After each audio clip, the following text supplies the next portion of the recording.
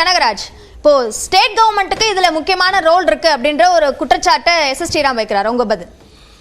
அதாவது அவர் சொன்னார், இந்த மாதிரி அவங்க வீட்டில் ஒன்று ஓட்டு மிஸ் ஆகிருக்குன்னு. நான் கடைசியாக செக் பண்ணும்போது, ஈவன் திரும்ப ஓட்டர்ஸ் லிஸ்ட்டை செக் பண்ணும்போது, நீங்கள் இந்த வீட்டில் இல்லைன்னு சொல்கிறாங்களே அப்படின்னு ஒரு அம்மா கேட்டாங்க ஃபோன் பண்ணி. எங்கே நான் வெளியூர் போயிருக்கேங்க அப்படின்னு சொன்னேன். உங்கள் மிஸ்ஸஸ் இருக்காங்களா அப்படின்னு கேட்டாங்க. மிஸ்ஸஸ் போயிருக்காங்கன்னு சொன்னேன். நான் இந்த கான்ஸ்டுவன்சியில் 75வது, நான் ஆழ்வார் திருநகர் அனெக்ஸில் குடியிருக்கேன். 75வது பாகம் என்னோடய பேரும் 331வது சீரியல் நம்பரில் இருக்குது. என் ஒய்ஃபோட பேரும் ஃபோட்டோவும் 332 இருக்குது. அதுக்கு மேலே டெலீட்டட்னு இருக்குது. என்னென்னா, ஒரு தேர்தல் ஆணையம் இருக்கு இல்லையா, இந்திய தேர்தல் ஆணையம், முதல்ல தெரிஞ்சுக்கங்க. இப்போ தமிழ்நாடு தேர்தல் கமிஷனர் ஒருத்தவங்க இருக்காங்க. யார்? ஜோதி நிர்மலா இருக்காங்க. இவர் சத்யபிரகாதா சாகு சீஃப் எலக்டோரல் ஆஃபீஸர். அவர் தமிழ்நாடு கவர்மெண்ட் தலைமை தேர்தல் அதிகாரி.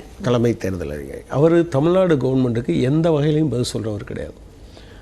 எலெக்ஷன் அனௌன்ஸ் பண்ண அடுத்த நிமிஷம் என்டையராக இது யார் கையில் போயிடும்?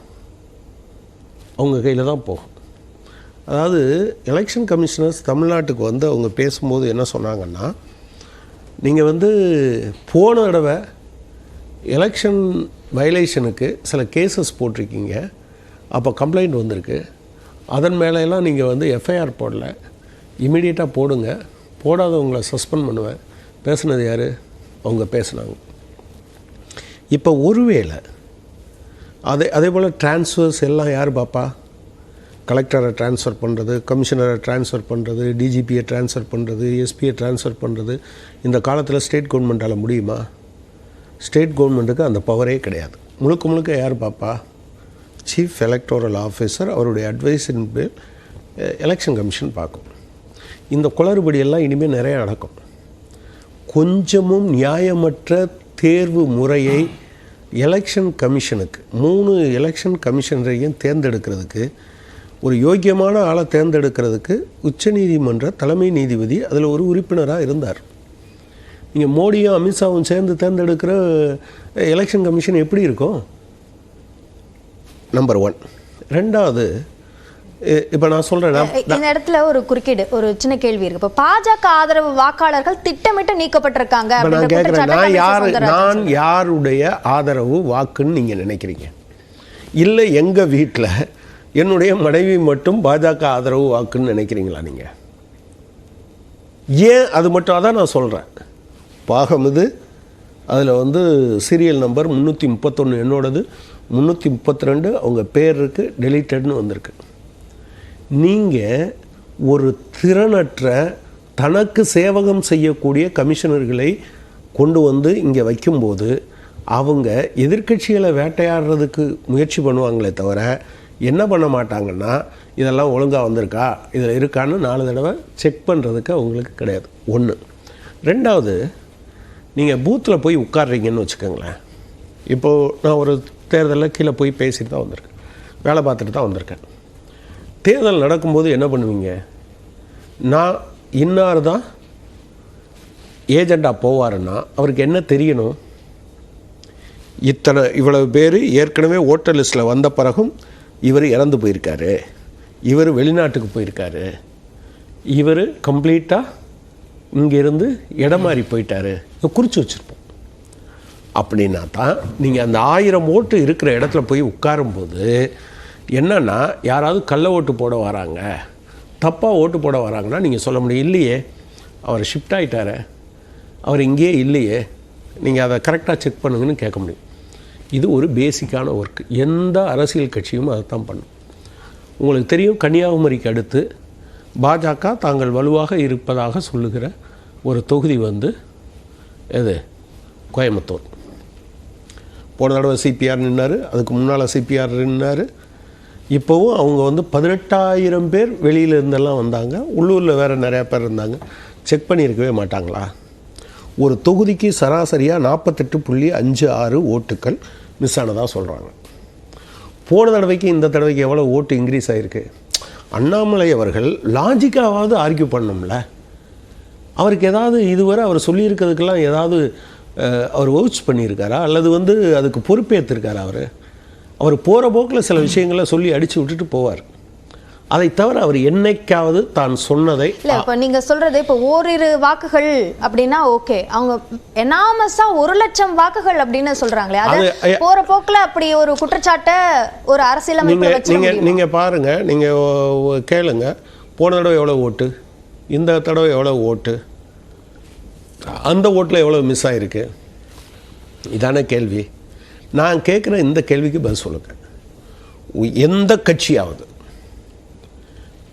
இப்போ நாங்கள் கூட்டணியோடு தான் சேர்ந்துருக்கோம். இதில் திமுக போவார், அதில் காங்கிரஸ் போவார். காங்கிரஸில் யாருங்க பூத் ஏஜெண்ட்டு? செக் பண்ணி அதில் இதையெல்லாம் ரவுண்ட் பண்ணி இவங்கெல்லாம் இல்லை, இறந்துட்டாங்க, சிக்காக இருக்காங்க, வர முடியாது, இவங்க போஸ்டல் ஓட்டு போட்டாங்கன்னு எழுதி வச்சு அந்த இதைத்தான் ஓட்டர் லிஸ்ட்டை அவர் உள்ளே கொண்டு போவார். வெளியவும் அவர் ஒரு காப்பி பண்ணி வச்சுருப்பார். இது இவருக்கு தெரியாதா? சரி, 1,00,000க்கு என்ன சொல்கிறாரு? சராசரியாக 50ன்னு சொல்கிறாரா? இல்லை பாதியில். அப்புறம் 6 அசம்பிளி கான்ஸ்டிடுவன்சி, 6 அசம்பிளி கான்ஸ்டிடுவன்சிலையும் எங்கேயாவது ஒன்றில் தானே மாற்றிருப்பாங்க, இல்லை 2ல் மாற்றினாங்களா? எல்லாத்துலேயும் ஆவரேஜாக மாற்றினாங்கன்னா ஒவ்வொரு பூத்துலேயும் கிட்டத்தட்ட 50 பேர். ஒருவேளை பாதியில் மாற்றினாங்கன்னா ஒரு பூத்தில் 100 பேர். இல்லை 6ல் 1ல் தான் அப்படின்னு சொன்னால் அவருடைய பொருள் என்ன? கிட்டத்தட்ட 250 ஓட்டு. ஏங்க, என்ன நியாயம் இது? நீங்கள் சொல்லுங்களேன், இதில் ஏதாவது ஒரு லாஜிக் இருக்கா? 2059 பூத்து, 21,06,000 ஓட்டு, சராசரியாக ஒரு பூத்துக்கு 1022 ஓட்டு. 1022 ஓட்டில் இவர் சொல்கிற 48.56 ஓட்டு காணாமல் போயிடுச்சு.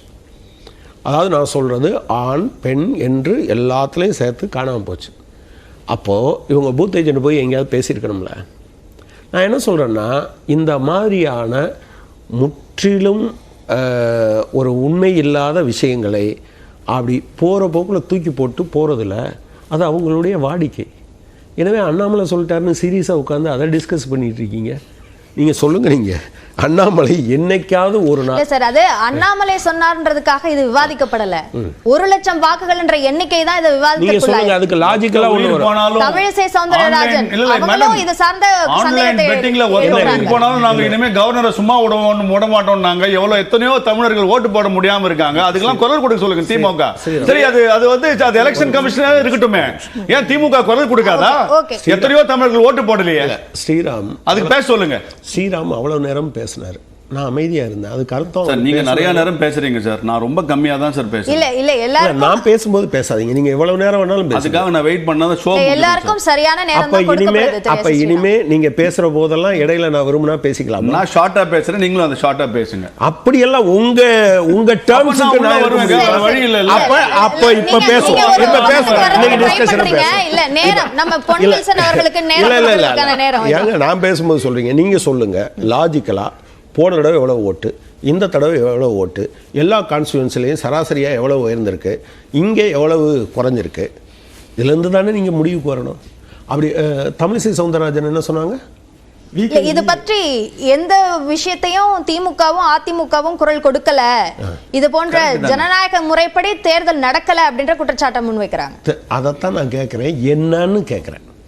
திமுக இப்போ அவங்க சொன்னது மாதிரி நான் குரல் கொடுக்கணும்னா, இப்போ எங்கள் வீட்டில் ஒரு ஓட்டு காணாமல் போச்சுங்க. ஃபோட்டோ வச்சுருக்கான், சீரியல் நம்பர் இருக்குது, டெலிட்டட்னு எழுதுறான்.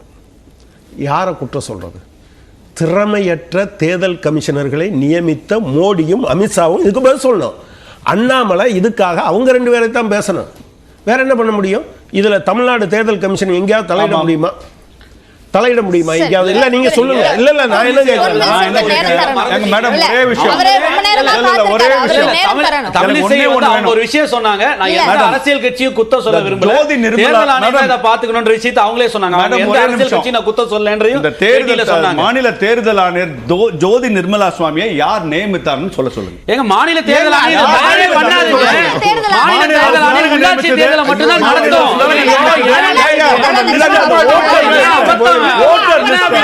மேடம் ஓட்டர் லிஸ்ட் யார் ஹேண்டில் பண்றாங்க?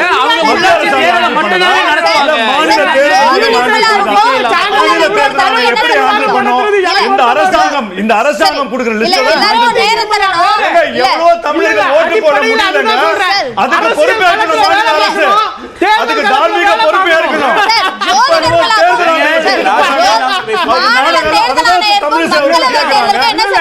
குரல் கேட்கல. அதான் ஒரே நிமிஷம்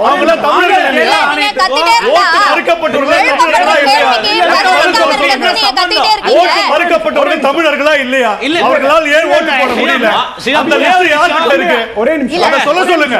மாநில தேர்தல் ஆணையத்துக்கும் தேர்தல் டிராஃப்ட் ரோல் பிரிப்பேர் பண்றதுக்கு சம்பந்தமே இல்ல. அவங்க உள்ளாட்சி தேர்தல் மட்டுமே நடத்துவாங்க. இல்ல எலக்டோரல் ஸ்ட்ரக்சர் என்னன்னா அசெம்பிளி எலெக்ஷன் நடத்துறதும் பார்லிமென்ட் எலெக்ஷன் கமிஷன்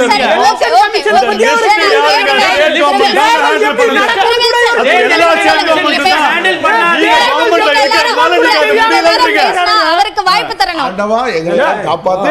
யார் நடத்துறாங்க எப்படி நடத்துறாங்க தெரியாம கொரோனா இன்ஜெக்ஷன் நாங்க டைரக்டா வாங்குவோம். நாங்களே போய் கொள்முதல் பண்ணோம். அந்த மாதிரி வீரவசனம் எல்லாம் பேசுறாங்க. ஒரு லிஸ்ட் பத்தி பேசுறீங்கல்ல அவர் தேர்தல் ஆணையம்